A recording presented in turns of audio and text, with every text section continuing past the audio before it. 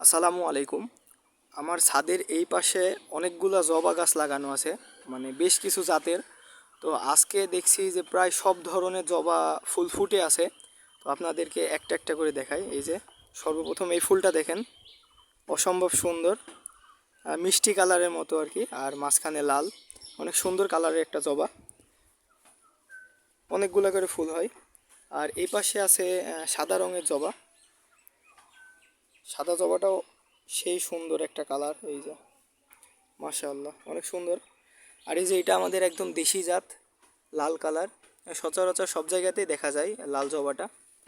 আর একটু এই সাইডে আছে, এটা একটু অন্যরকম কালারের, এটা অনেক সুন্দর একটা জবা।